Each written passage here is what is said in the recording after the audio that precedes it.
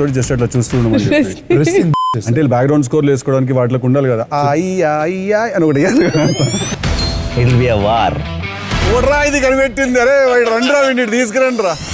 కానీ first time ఇలాంటి ప్రభుత్వం చూస్తూ ఉన్నాం. 6 నెలలు గడవక ముందే ప్రభుత్వంలో మీద వ్యతిరేకత ఈ స్థాయి నుంచి ఇక్కడ కనిపిస్తూ ఉంది. ఈ రోజుకి కూడా మన జెడ్పీటీసీలు కానీ, మన ఎంపీటీసీలు కానీ, మన సర్పంచులు కానీ, ఎవరైనా కూడా ఏ గ్రామంలో అయినా కూడా, ఏ ఇంటికైనా కూడా గర్వంగా తలెత్తుకొని పోగలుగుతాం. కారణం ఏమిటి అనంటే, ఎన్నికలప్పుడు మా పార్టీ ఇవన్నీ చెప్పింది. తూచా తప్పకుండా ప్రతి ఇది కూడా చేసి చూపించిన ప్రభుత్వం మాది అని చెప్పి సగర్వంగా తలెత్తుకొని చెప్పుకునే పరిస్థితి ఏ ప్రభుత్వానికైనా ఉంది అని అంటే అది ఒక వైఎస్ఆర్సీపీ ప్రభుత్వమే అని చెప్పి కూడా గర్వంగా చెప్పగలుగుతాం. నిజంగా దాని క్యాంపెయిన్ మనం ఎంత తీవ్రమైన క్యాంపెయిన్ జరిగింది అన్నది ఒకసారి గమనించినట్లయితే, ఏ ఇంటికి ఎవరు పోయినా కూడా తెలుగుదేశం వాళ్ళు, తెలుగుదేశం ఎమ్మెల్యే నుంచి, తెలుగుదేశం కుటుంబ సభ్యుల నుంచి, తెలుగుదేశం పార్టీ కార్యకర్తల దగ్గర నుంచి ఎవరు పోయినా కూడా ప్రతి ఇంటికి వాళ్ళు చెప్పిన మాట, ఇంట్లో ఎవరు కనపడినా కూడా, చిన్నపిల్లలు కనపడితే స్టార్ట్, నీకు 15,000, నీకు 15,000, నీకు 15,000, సంతోషమా? అంతకన్నా కొద్దాం, అంతకన్నా కొంచెం పెద్దోళ్ళు, తల్లులు కనిపిస్తే చాలు, అమ్మలు కనిపిస్తే చాలు, నీకు 18,000, నీకు 18,000, నీకు 18,000, సంతోషమా? అంతకన్నా ఇంకా కాస్త పెద్దోళ్ళు, ఆ అమ్మలకు సంబంధించిన పెద్దమ్మలు, వాళ్ళ అత్తగారు కనిపిస్తే చాలు, నీకు 48,000, నీకు 48,000, నీకు 48,000, సంతోషమా? 20 ఏళ్ళ పిల్లోడు ఇంట్లో నుంచి బయటకు వస్తే చాలు, నీకు 36,000, నీకు 36,000, నీకు 36,000, సంతోషమా?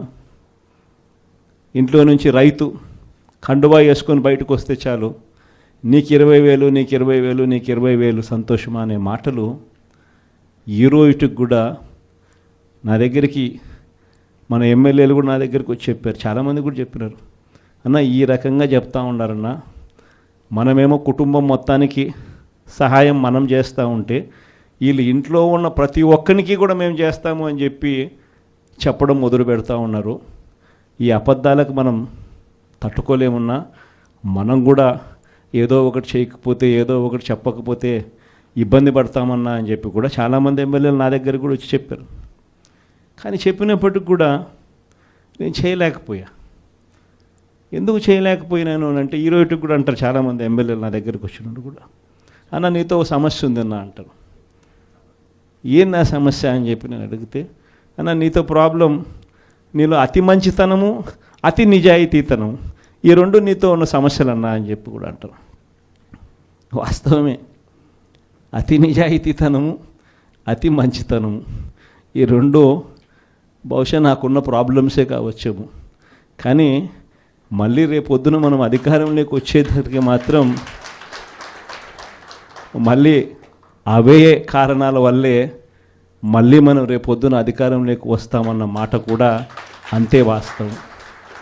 ప్రైవేట్ స్కూళ్ళు గవర్నమెంట్ స్కూళ్ళల్లో పోటీ పడగలుగుతాయా, ఇది సాధ్యమేనా అని చెప్పి అనుకునే పరిస్థితి నుంచి ప్రతి 6వ తరగతి నుంచి ప్రతి క్లాస్ రూమ్లోనూ డిజిటల్ క్లాస్ రూములు తయారు చేసి ఇవన్నీ తీసుకొచ్చి మన హయాంలో గర్వంగా కూడా తలెత్తుకొని చెప్పగలుగుతాం.